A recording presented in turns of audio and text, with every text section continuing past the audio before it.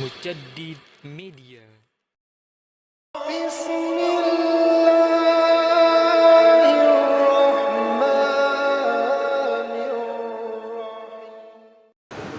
Assalamualaikum warahmatullahi wabarakatuh.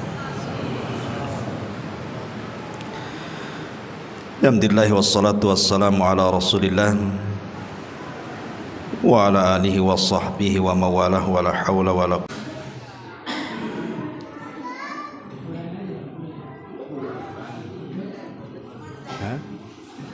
Alhamdulillah.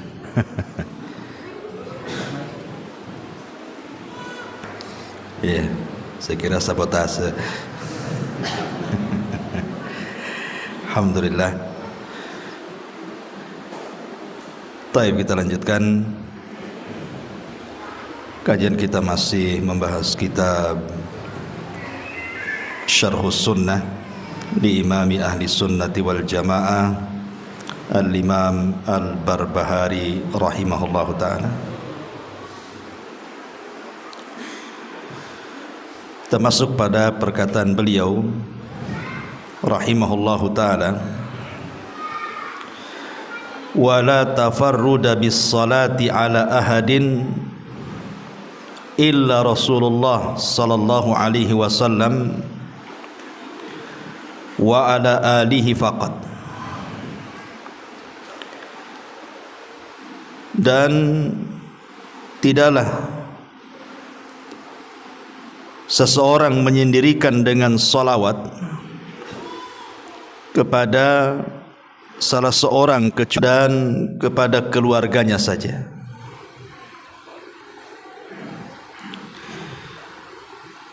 Di sini terjadi silang pendapat di antara para ulama.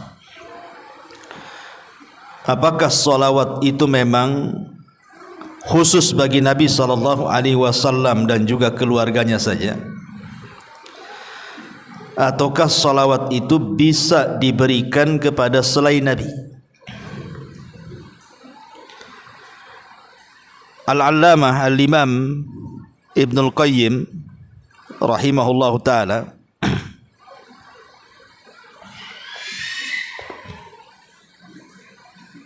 tes satu. Jadi Imam Ibnul Qayyim rahimahullahu ta'ala menyebutkan dalam Jala'ul Afham, di mana beliau menukilkan tentang ijma' para ulama, anna salata ala jami'in nabiyyina masyru'atum minhum Asy-Syaikh Muhyiddin An-Nawawi rahimahullahu ta'ala wa ghairu. Ada kesepakatan atau ijma', konsensus ulama, bahwa mengucapkan salawat kepada seluruh para nabi disyariatkan. Di antara yang berpendapat yang mensyariatkan adalah Al-Imam Muhyiddin atau dikenal dengan Al-Imam An-Nawawi rahimahullahu ta'ala dan yang lainnya. Tetapi ada riwayat Imam Malik bahwa tidak boleh bersalawat kecuali kepada Nabi saja. Imam Malik mengatakan tidak boleh bersalawat kecuali kepada Nabi saja. Inilah yang dikatakan oleh Imam Barbahari. Akan tetapi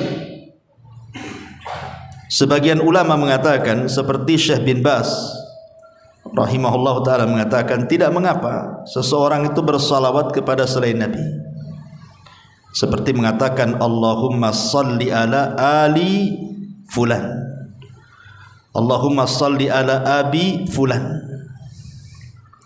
Kata beliau, la ba'sa, tidak mengapa. Akan tetapi jangan dijadikan syiar.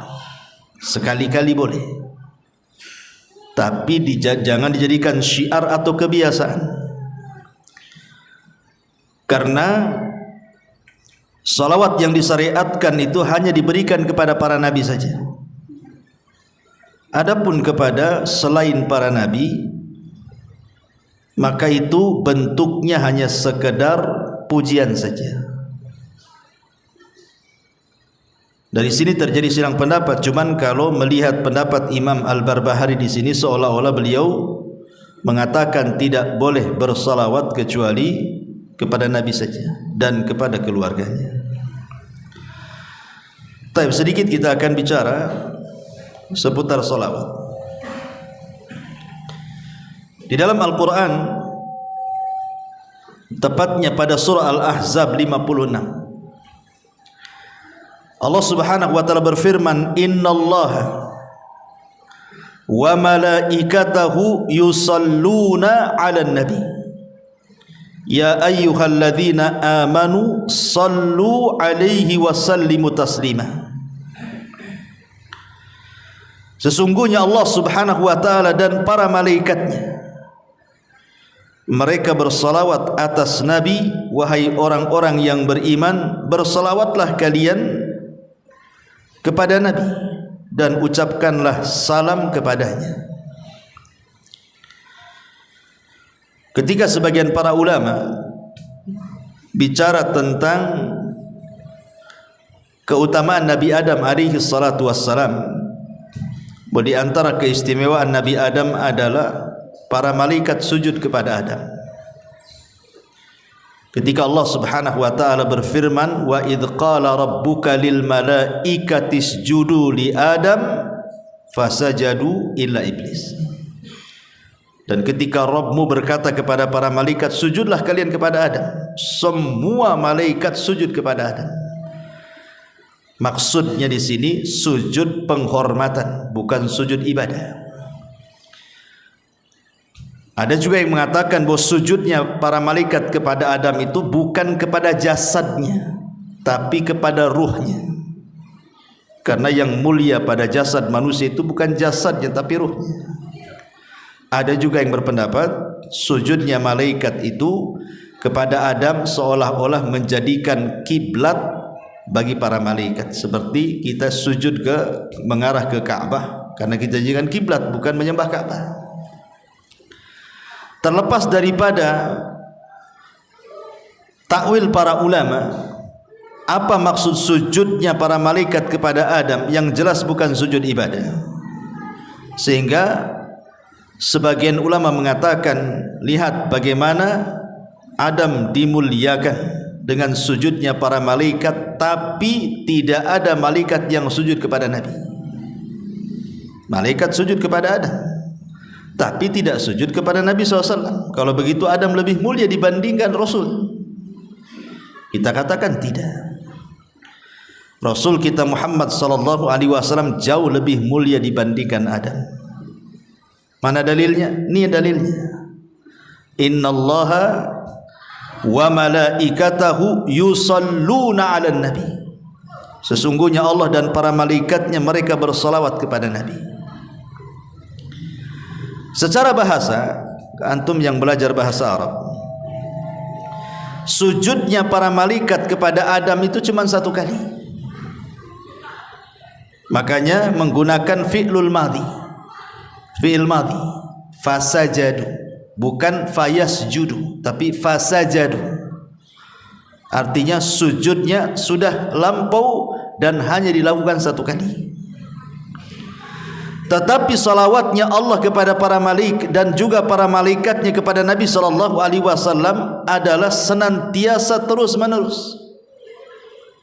Makanya menggunakan fi'lul mudhari, yusalluna, shalla yusalli, menggunakan fi'il mudhari.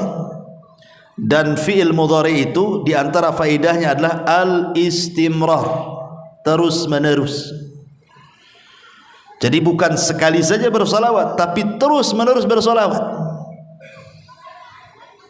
Dan salawat lebih afdal, lebih mulia dibandingkan sujud.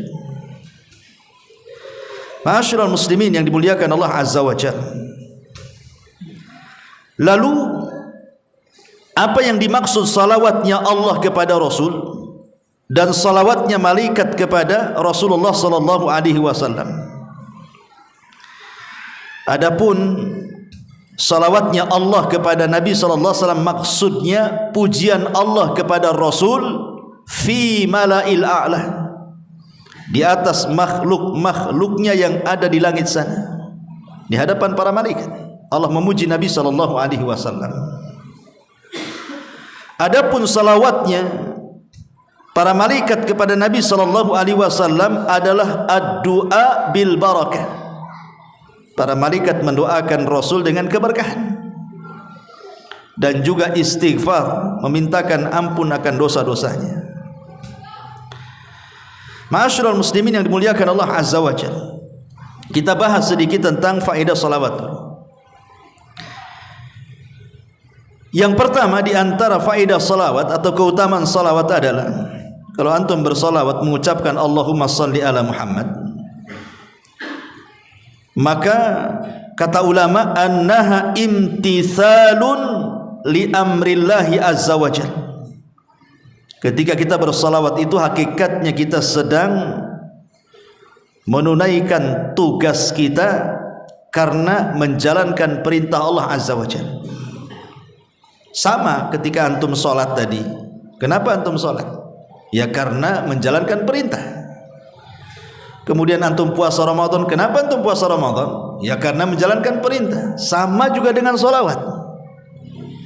Jadi ketika kita bersalawat itu hakikatnya kita sedang menjalankan perintah Allah, dan itu semulia-mulia perbuatan ketika seseorang itu melaksanakan perintah. Dan itu diisyaratkan di dalam surah Al-Ahzab yang tadi saya baca, di mana Allah mengatakan ya ayyuhalladzina amanu sallu. Ini fi'lul amr. Wahai orang-orang yang beriman, bersolawatlah kalian. Artinya Allah memerintahkan dalam surah Al-Ahzab supaya kita bersolawat kepada Rasul. Jadi ketika kita bersolawat, hakikatnya kita sedang menjalankan perintah. Ini yang pertama. Yang kedua, annaha tarfa'u darajatil musalli fil jannati wa tukaffiru dhunubahu wa sayyi'atahu. Bahwa salawat kepada Nabi sallallahu alaihi wasallam bisa mengangkat derajat di mana? Di surga, dan menghapuskan dosa-dosa dan juga keburukan. Dan ini berdasarkan hadis Anas ibn Malik radhiyallahu anhu. Nabi sallallahu alaihi wasallam bersabda, man shalla alayya salatan wahidatan sallallahu alaihi ashra salawatin wa khuttat anhu ashru khati'atin wa rufi'at lahu ashru darajatin. Subhanallah, lihat faedah salawat di sini. Dari Anas bin Malik radhiyallahu anhu, Rasulullah SAW bersabda, barang siapa yang bersolawat kepadaku satu saja solawat, kita katakan Allahumma salli ala Muhammad, maka imbalannya Allah subhanahu wa ta'ala berikan 3 imbalan. Satu ibadah, 3 imbalan. Yang pertama, dengan sebab salawatnya kita kepada Nabi sallallahu alaihi wasallam, Allah bersalawat kepada kita 10 kali. Dan salawatnya Allah, saya katakan tadi, adalah pujian Allah kepada kita di hadapan makhluknya yang ada di langit sana. Bayangkan antum jadi selebritis langit, Allah memuja-muja antum di langit sana 10 kali di hadapan para malaikatnya. Hanya gara-gara satu salawat kepada Rasul menyebabkan Allah memuji kita 10 kali. Kemudian juga yang kedua, wa khuttat anhu asyru khati'ah. Cukup sampai di situ? Tidak. Dan akan dihapuskan darinya 10 kesalahan. Cukup? Rasul katakan wa rufi'at lahu asyru darajat, dan akan diangkat 10 tingkatan. Luar biasa. Ya, salawat 1 kali saja sudah sedemikian rupa pahalanya. Antum kalau saya puji saja udah senang, atau antum dipuji orang besar senang. Gimana kalau yang memuji kita ini Allah subhanahu wa ta'ala? Tentu kita banggalah harusnya. Jadi kalau antum ingin dipuji-puji oleh Allah di hadapan makhluknya di sana, perbanyak salawat. Itu maksudnya. Ini yang kedua. Yang ketiga, annaha sababun likifayati humumil abdi wa in azumat. Dan memperbanyak salawat itu bisa mengobati kebingungan. Bisa mengobati kebingungan. Orang kan banyak masalah setiap harinya, ikhwan. Orang itu pasti akan ditimpa musibah setiap harinya. Masalah ini, masalah itu, macam-macam masalah. Kadang-kadang hidup kita ini kayak orang bingung, stres. Maka di sini dengan cara bersolawat, maka stres kita, bingung kita itu akan hilang.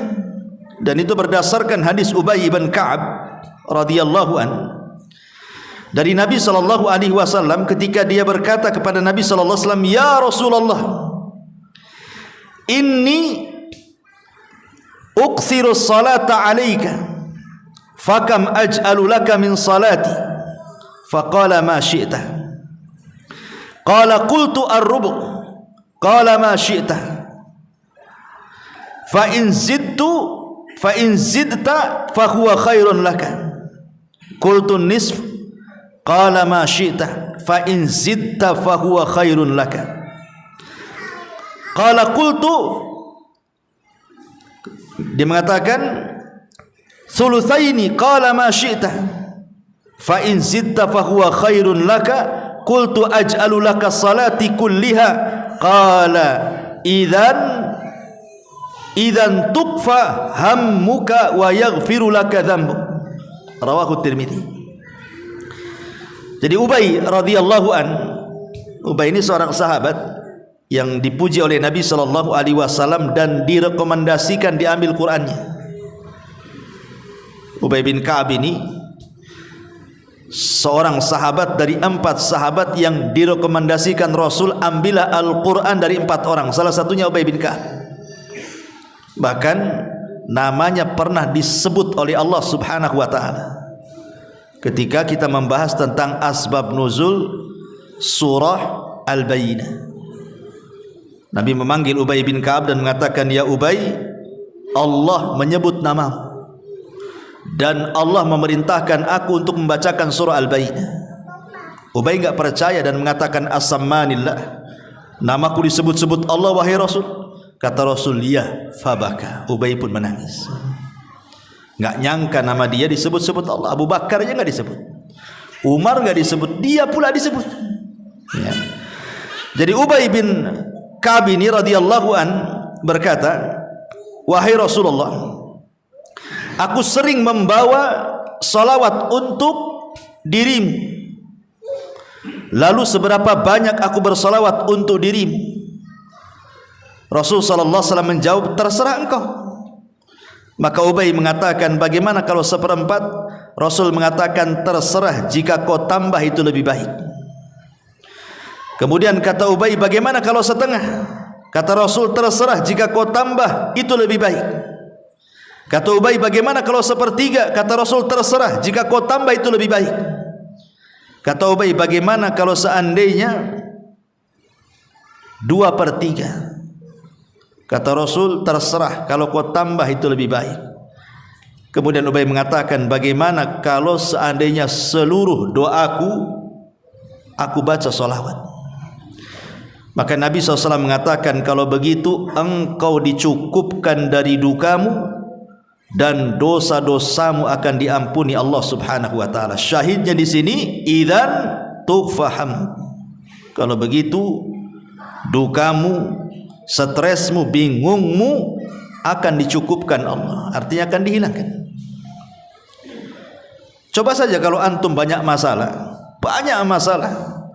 atau ada masalah yang antum tidak bisa keluar dari situ, kayaknya kiamat lah ini karena mungkin masalah yang terlalu berat. Coba perbanyak salawat. Salawat saja pagi, siang, sore. Insya Allah masalahnya akan diurai. Antum harus yakin dengan hadis ini. Antum enggak yakin itu karena enggak diamalkan masalahnya. Kalau stres malah tidur kan itu. Bangun tidur stres lagi lah. Gitu ya. Taib. Kemudian yang nomor 4, bahwa salawat kepada Nabi sallallahu alaihi wasallam annaha dalla ala mahabbatihi sallallahu alaihi wasallam. Jadi dengan memperbanyak salawat kepada Nabi sallallahu alaihi wasallam menunjukkan bentuk kecintaan kita kepada Rasul. Ingat kata Imam Ghazali rahimahullah dalam kitabnya Ihya Ulumuddin, dia mengatakan man ahabba syai'an aktsara min dzikri. Kata Imam Ghazali, siapa yang mencintai sesuatu pasti dia akan banyak menyebut-nyebut sesuatu yang dicintainya itu. Pasti itu. Kalau antum suka sesuatu pasti akan disebut-sebut. Lah orang yang cinta kepada Nabi sallallahu alaihi wasallam maka dia akan menyebut-nyebut orang yang dicintainya. Seperti antum cinta istri antum, tidak mungkin antum menyebut-nyebut istri tetangga pula, marahlah istri antum. Ya. Maka kalau seseorang itu cinta dengan Nabi sallallahu alaihi wasallam dalam kaidah Imam Ghazali, man ahabba syai'an aktsara min dzikri. Siapa yang mencintai sesuatu maka perbanyak menyebutnya. Maka seseorang yang memperbanyak salawat kepada Rasul itu tanda dia cinta dengan Nabi sallallahu alaihi wasallam. Sebab orang yang cinta itu kan senang, dan orang yang senang itu pasti akan menyebut-nyebut orang yang disenanginya. Makanya kisah Laila Majnun, si Majnun ini kalau datang malam hari dia senang dan menyebut-nyebut pacarnya. Kenapa? Karena malam itu dalam bahasa Arabnya Lailun, dan Lailun itu nama pacarnya si Majnun. Jadi kalau datang malam hari senang dia karena pacarnya hadir di malam hari. Tapi kalau di siang hari enggak suka, karena bahasa Arab siang itu naharun, bukan nama pacarnya. Makanya dia Majnun, gila. Dia suka malam, tak suka siang. Sampai satu hari si Majnun ini berburu dia. Dari kejauhan adalah kijang atau menjangan gitu ya, dikejar sama dia, dipanah. Tepatlah kena kakinya, jatuhlah kijang itu. Diambilnya pisau, udah didekati, tengok matanya, kok matanya sama dengan mata Laila, enggak jadi disembelih, dilepas lagi. Makanya Majnun, gila dia. Ya, hanya gara-gara matanya sama dengan nama pacarnya, tak jadi disembelih. Pergi kamu katanya, karena matamu sama dengan mata kekasihku. Itu orang-orang cinta kan seperti itu. Lah orang yang cinta dengan Nabi SAW harusnya seperti itu, menyebut-nyebut namanya. Karena Nabi SAW sendiri mengatakan bahwa seseorang itu tidak dikatakan beriman.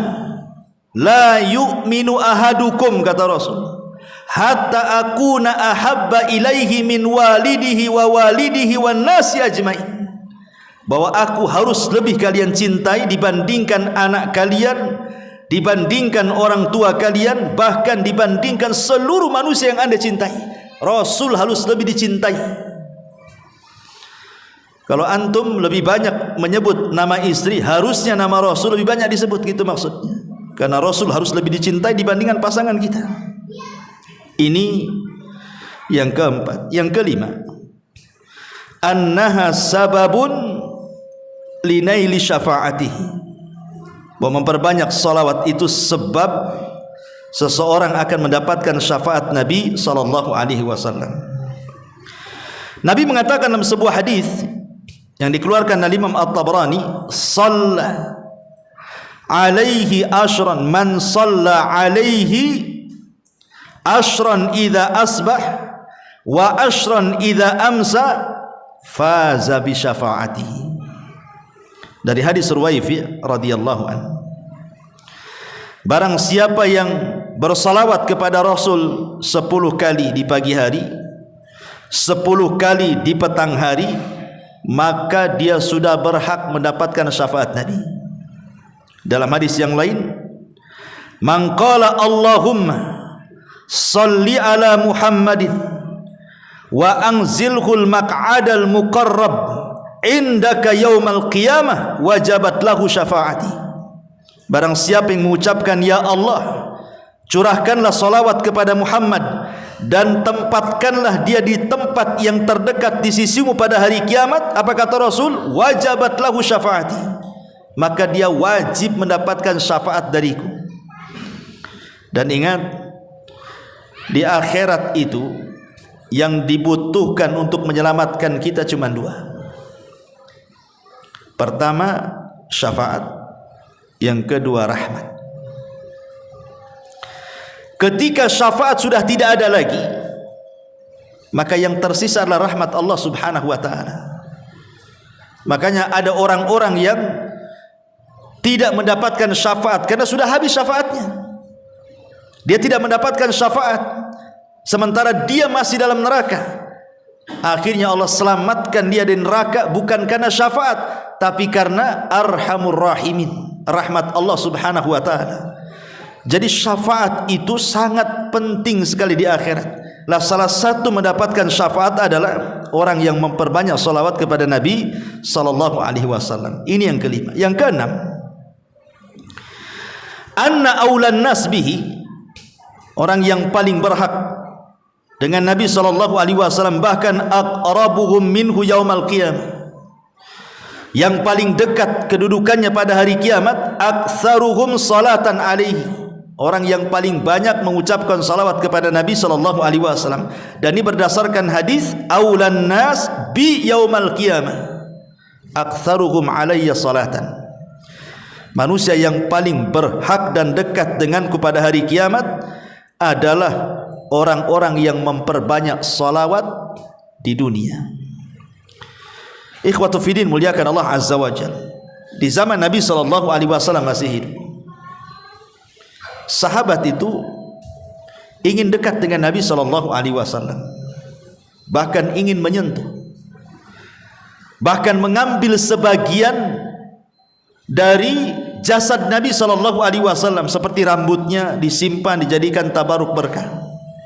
Kadang-kadang Rasul meludah, ditangkap ludahnya, dioles-oles ke badannya. Apabila Rasul berwudu, bekas wudunya itu sampai perang untuk diambil sisa-sisanya. Bahkan ada seorang sahabat ketika Nabi SAW sedang sakit, kemudian dia minta qisas dan minta dibuka pakaian Rasul, dia pun membukanya, kemudian tidak jadi qisas, hanya ingin menempelkan kulit dia dengan kulit Nabi saja, karena keinginan kedekatan para sahabat dengan Nabi, gitu maksudnya. Lah, kita ini tidak hidup di zaman Nabi, tapi apakah mustahil kita ini bisa dekat dengan Nabi? Tidak. Bahkan ini sesuatu yang mungkin. Kapan itu? Ya kelak pada hari kiamat. Kapan lagi? Di dunia nggak mungkin kita ketemu dengan Nabi. Satu-satunya tempat berjumpa kita dengan Nabi adalah kelak pada hari kiamat.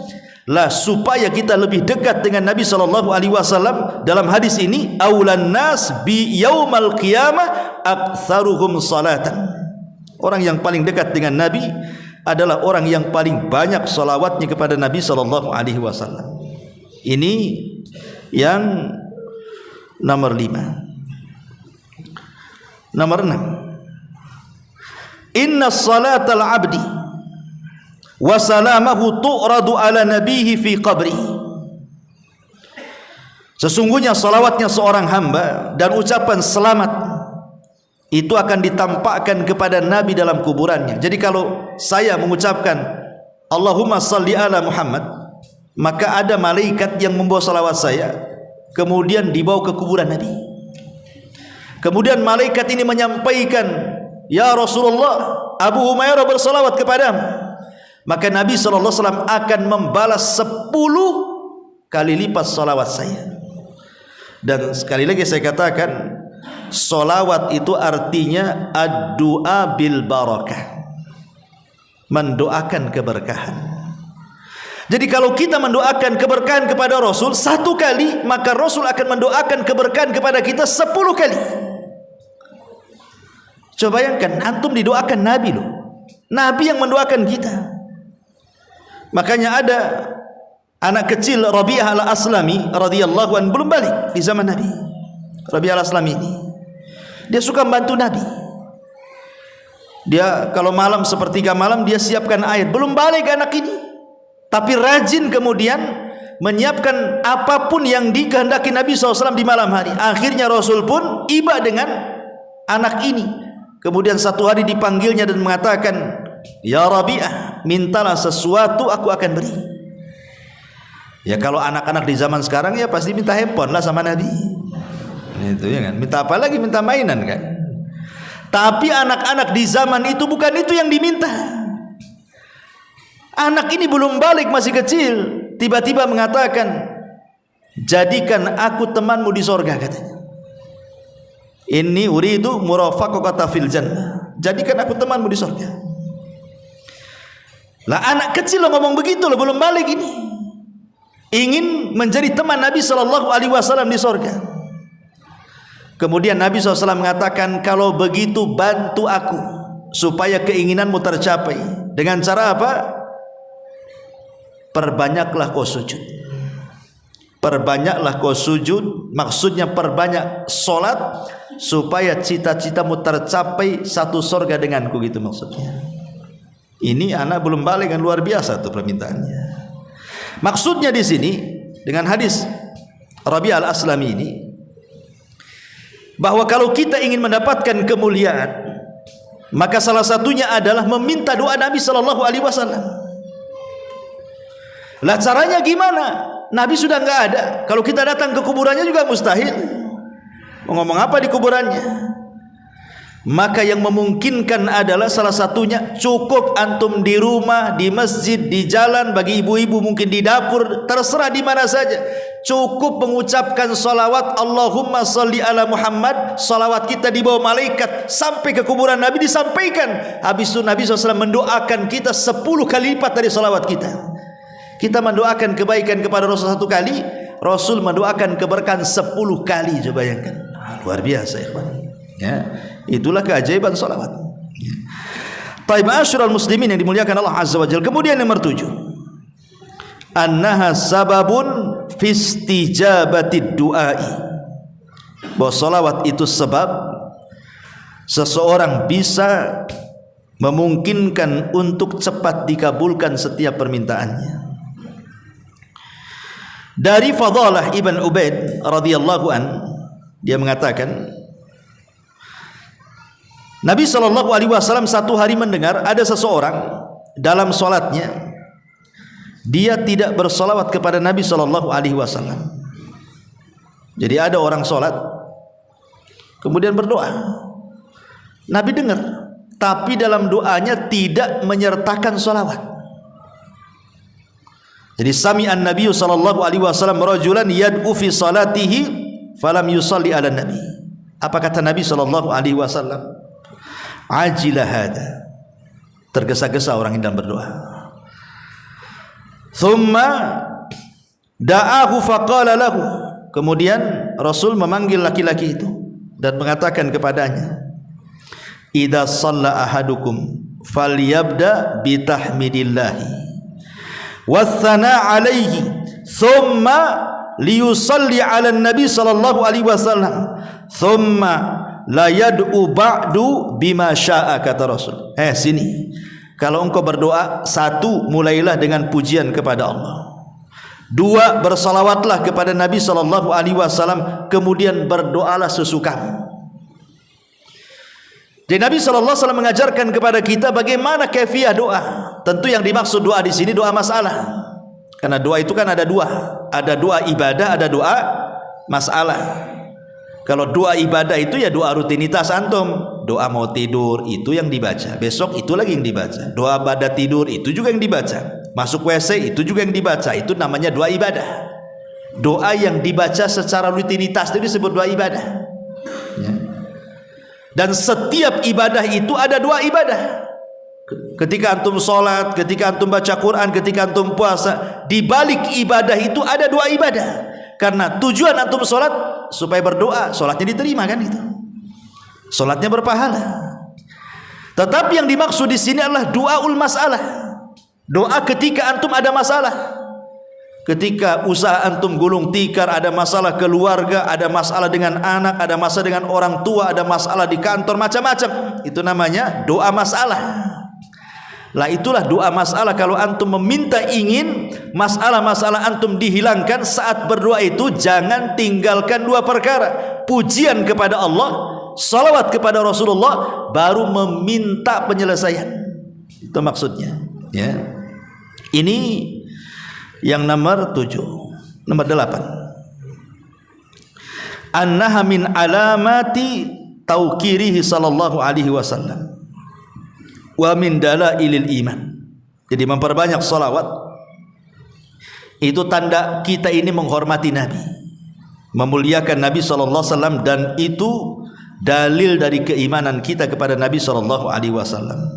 Berdasarkan surah Al-Fat ayat 9, litu'minu billahi wa rasulihi wa tu'azziruhu wa tuwaqqiruhu wa tusabbihuhu bukratan wa asila. Hendaklah kalian beriman dengan Allah, dengan Rasulnya, memuliakan, menghormati dan bertasbihlah di waktu pagi dan waktu petang. Kemudian yang nomor 10, annaha sababun li tayyibil majalis atau li tibil majalis wa alla ta'uda hasratan ala ahliha yaumal qiyamah. Dan salawat kepada Nabi itu untuk memperbaiki majelis, bahkan supaya majelis itu tidak menjadi kerugian kelak pada hari kiamat. Jadi kalau antum ngobrol, sebelum ngobrol entah ngobrol berdua atau bertiga di warung kopi gitu ya, atau antum mungkin ngobrol dengan tetangga di teras atau di manalah, maka jangan lupa selipkan salawat. Allahumma sholli ala Muhammad, baru ngobrol ya. Karena begini, Nabi SAW mengatakan dalam sebuah hadis, Nabi SAW mengatakan, hadis dari Abi Hurairah radhiyallahu anhu yang disahihkan oleh Syekh Nasiruddin Al-Albani rahimahullah taala, ayyuma qaumin jalasu fa atalul julus thumma tafarraqu qabla an yadhkurullaha aw yusallu ala nabiyhi kanat alaihi tiratan minallahi azza wajalla in syaa adzabahum wa in syaa ghafara lahum. Tidaklah sekelompok orang duduk-duduk di satu majelis, kemudian mereka bangkit dari majelis tersebut tidak berzikir kepada Allah, tidak membaca salawat kepada Nabi sallallahu alaihi wasallam, melainkan majelis itu adalah majelis yang cacat dan kerugian pada hari kiamat. Kalau Allah mau, Allah akan azab gara-gara majelis itu, dan kalau Allah mau, Allah ampuni gara-gara majelis itu. Bayangkan ya, orang kalau bermajelis duduk bertiga, berempat atau rame-rame, kemudian antum baca salawat, maka pahalanya luar biasa. Majelis itu jadi berkah. Majelis yang tidak berkah jadi berkah, itu kan kebaikan luar biasa. Kemudian yang nomor 11, annaha sababun lisabati ala sirat. Memperbanyak salawat adalah sebab seseorang itu akan mampu menyeberangi titian siratal mustaqim. Dalam hadis yang panjang kata Nabi SAW, wa ra'aitu rajulan min ummati yazhafu ala sirat yahbu ahyanan wa yata'allaq ahyanan faja'athu salatuhu alayya fa aqamathu ala qadamaihi wa anqadathu. Kata Nabi SAW, aku melihat orang yang sedang melewati titian itu. Terkadang dia jatuh, terkadang terbangun, jatuh lagi, terbangun lagi. Tiba-tiba datang solawatnya. Ketika di dunia banyak bersolawat, nanti solawat itu akan datang pada hari kiamat dan akan berdirikan kita ketika jatuh. Dia yang akan memapah kita dan akan menyelamatkan kita dari titian siratal mustaqim. Fa'anqadathu, salawat itu akan menyelamatkan kita dan akan melalukan kita dari titian siratal mustaqim. Subhanallah, luar biasa. Ingat, 3 tempat orang itu tidak akan bicara pada hari kiamat. Kenapa? Karena orang itu sibuk masing-masing, tidak mungkin ingat orang lain. Kata Aisyah radhiyallahu anha, ketika Nabi SAW berada di pangkuan pahanya kemudian tertidur, Aisyah menatap wajah Nabi. Ketika ditatapnya, tiba-tiba Aisyah menangis. Tetesan air matanya menetes persis di pipi Nabi. Sontak Nabi bangun, duduk, ditatapnya Aisyah. Kemudian mengatakan, ya Aisyah, lima tabki wa lima dum. Kenapa kau menangis dan apa itu air mata yang kau lelehkan dari pipimu? Maka Aisyah radhiyallahu anha mengatakan, ya Rasulullah, tadzakartu yaumal qiyamah. Rasul, ketika aku melihat wajahmu, aku teringat hari kiamat. hal tadhkuru bi ahlika yaumal qiyamah, masih ingatkah engkau wahai Rasul kelak pada hari kiamat dengan istrimu, dengan keluargamu, ataukah sudah lupa dengan kami semuanya? Maka Nabi SAW mengatakan, amma fi thalathati mawatin fala yadhkuru ahadun ahada. Adapun di 3 tempat orang tidak mungkin ingat siapapun. Kemudian Nabi SAW mengatakan, 1 di tempat penyeberangan, titian Siratal Mustaqim, orang tidak akan ingat siapapun. Yang diingatnya bagaimana caranya dia bisa nyeberang dari situ. Yang kedua, inda tatayur suhuf, ketika lembaran diterbangkan, orang tidak akan ingat siapapun sampai dia mampu mengambil catatannya dengan tangan kanannya dan tidak dengan tangan kirinya. Kemudian yang ketiga, indal mawazin, saat di tempat penimbangan amal, orang tidak akan ingat siapapun sampai betul-betul kebaikannya lebih berat dibandingkan keburukannya. Artinya bahwa ketika seseorang tidak ingat apapun saat menyeberang titian Siratal Mustaqim, berarti kondisi menyeberang itu sangat menakutkan karena fokus dia, nggak ingat siapapun. Makanya Nabi SAW ketika menyeberang titian itu, beliau berdiri di ujung titian. Setiap ada umatnya yang lewat, dia mengatakan, Rabbi salim salim, ya Rabb selamatkan dia, selamatkan dia. Karena hari itu tidak ada yang bicara kecuali Nabi. Nah, salah satu yang bisa menetapkan perjalanan kita di titian itu adalah dengan memperbanyak salawat kepada Nabi SAW. Kemudian yang nomor 12, annallaha yukhrijul musalli ala nabihi minadh dhulumati ilan nur, bahwa dengan memperbanyak salawat kepada Nabi sama dengan Anda dikeluarkan dari kegelapan menuju cahaya. Dan itu berdasarkan firman Allah Azza wa Jalla, huwallazi yusalli alaikum wa malaikatahu liyukhrijakum minadh dhulumati ilan nur. Dialah yang bersalawat kepada kalian dan para malaikatnya untuk mengeluarkan kalian dari kegelapan menuju cahaya. Maksudnya dari kesesatan kepada petunjuk, ya, dari tidak tahu menau, kejahilan kepada ilmu. Jadi memperbanyak salawat itu mencerdaskan, ya. Kemudian juga yang nomor 13, annaha sababun li ibqa'i dzikril hasanil abdi, bahwa dengan bersalawat itu menyebabkan tetapnya penyebutan kebaikan kepada seorang hamba. Dan tadi saya sudah sebutkan, orang yang banyak bersalawat, Allah akan sebutkan kita di hadapan para malaikatnya dengan kebaikan. Dan itu kebanggaan bagi kita. Allah memuji kita loh di hadapan para malaikat, ya. Kemudian yang nomor 14, annaha sababun lidawami mahabbatihi wa ziyadatiha, bahwa salawat itu untuk mendawamkan kecintaan kita kepada Rasul dan juga menambah kecintaan kita kepada Nabi SAW, termasuk juga sebab seseorang itu tidak dianggap bakhil. Mungkin dalam benak kita ketika bicara soal bakhil, pasti konotasinya orang itu kalau kita mau pinjam uang tak kasih, bakhil dia gitu. Pinjam modal tak kasih, bakhil itu. Itu kaya tapi tak pernah kasih orang. Itu mungkin konotasi kalau kita bicara soal bakhil. Tetapi sebenarnya di sana ada orang yang dikatakan sangat bakhil, lebih bakhil daripada orang enggak pernah bantu orang. Apa itu? Ketika disebutkan nama Nabi, antum tidak bersalawat. Maka kata Rasul itu abkhaluna, sebakhil-bakhilnya manusia. Apabila nama Rasul disebut, antum diam saja.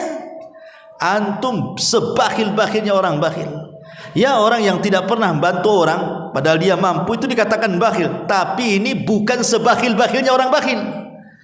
Tapi sebakhil-bakhilnya orang bakhil ketika antum tidak mau menyebut nama Nabi atau mendengar nama Nabi tapi tidak mau menjawab salawatnya. Na'udzubillah. Ya, sudah azan. Subhanallah bihamdika, asyhadu an la ilaha illa anta, astaghfiruka wa atubu ilaik. Allahu ta'ala. Assalamualaikum warahmatullahi wabarakatuh.